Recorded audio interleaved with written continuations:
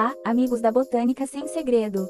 Hoje vamos mergulhar no fascinante mundo da influência do estresse salino no cultivo da cana-de-açúcar. Prontos para desvendar os segredos por trás desse desafio agrícola? O Brasil é o maior produtor e exportador de cana-de-açúcar do mundo, com participação superior a 30% nos últimos anos do mercado, com o Nordeste tendo 10% da produção do país. Em regiões áridas e semiáridas, como é o caso do Nordeste brasileiro, o excesso de sais no solo constitui um sério problema, limitando a produção agrícola e reduzindo a produtividade das culturas. A salinidade causa estresse ao cultivo da cana, pois esta é uma planta glicófita, ou seja, uma planta sensível aos sais minerais, sendo mais afetada por essa condição. A tolerância e a sensibilidade das plantas à salinidade dependem, sobretudo, do tipo de sal, do método e da frequência de irrigação e das condições climáticas. Com base na tolerância e na sensibilidade das plantas à salinidade, estas são classificadas em glicófitas e halófitas. As glicófitas representam o grupo das plantas cultivadas que, na sua maioria, são as menos tolerantes aos efeitos dos sais, enquanto as halófitas compõem o grupo de plantas que acumulam grande quantidade de cloreto de sódio em seus tecidos e até podem se beneficiar do excesso de sódio, ajustando-se osmoticamente em meio altamente salino. O estresse vegetal no geral refere-se a qualquer condição adversa que limita o crescimento, desenvolvimento ou produtividade de uma planta. Essas condições desfavoráveis podem ser bióticas ou abióticas e têm a capacidade de alterar o equilíbrio fisiológico e metabólico da planta. O estresse vegetal pode ter um impacto significativo na agricultura, pois afeta diretamente a saúde das plantas e sua produção. Mas você deve estar se perguntando: os minerais não são essenciais para as plantas? Sim, são essenciais, mas o excesso pode causar danos à planta, podendo até matá-la. Esse é o estresse salino encontrado em solos com muitos minerais concentrados em sua superfície. O solo do Nordeste brasileiro apresenta esta característica, onde os minerais, por conta da falta de chuva, não escoam para baixo no solo, ficando presos na superfície. O primeiro e principal efeito dos sais minerais nas plantas está relacionado ao potencial osmótico, que corresponde à presença de sais dissolvidos na solução do solo. As concentrações elevadas de sais no solo aumentam o efeito osmótico da solução aquosa, dificultando a absorção de água pelas raízes, causando deficiência hídrica nas plantas, desbalanceamento osmótico, fechamento estomático, toxidez iônica e danos ao citoplasma, afetando o crescimento e desenvolvimento das plantas.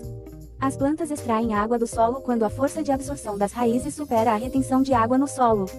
Vamos observar o que acontece com uma planta de cana-de-açúcar nesse tipo de solo. A presença de sais no solo aumenta a retenção de água devido ao efeito osmótico, intensificando a escassez de água para a planta.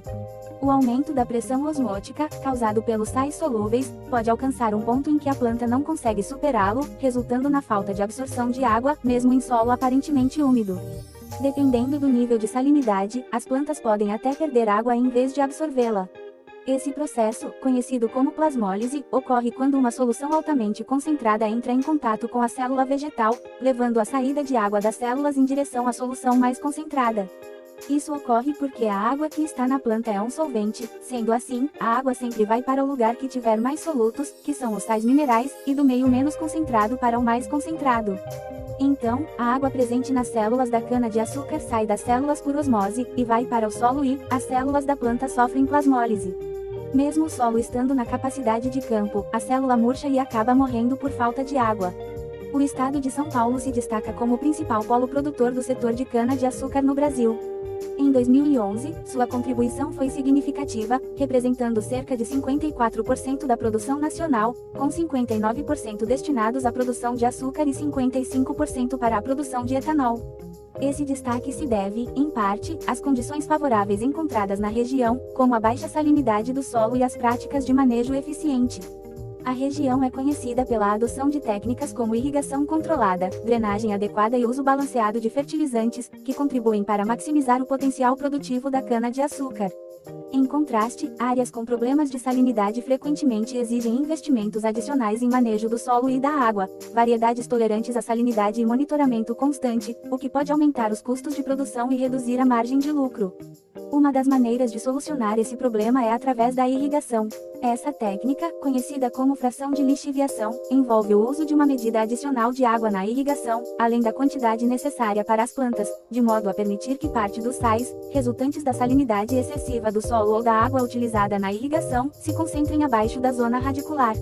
O resultado é a manutenção de um equilíbrio adequado entre os sais minerais acumulados na zona radicular e os sais lixiviados para as águas subterrâneas, no sentido de reduzir o transporte de componentes químicos que degradem a qualidade das águas subterrâneas.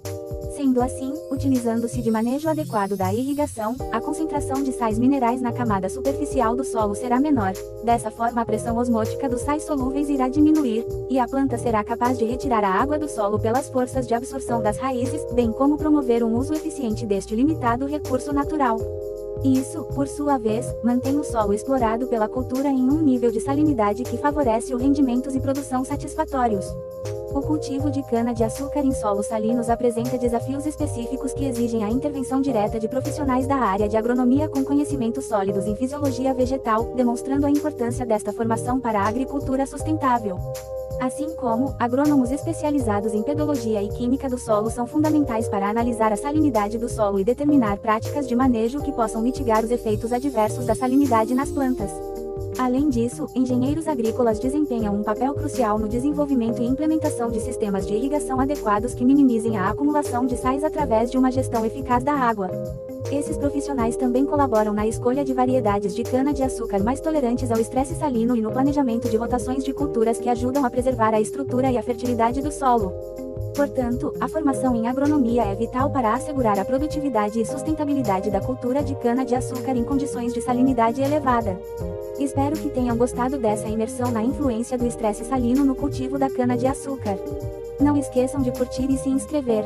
Fiquem ligados para mais conteúdos aqui no Botânica Sem Segredo. Até a próxima!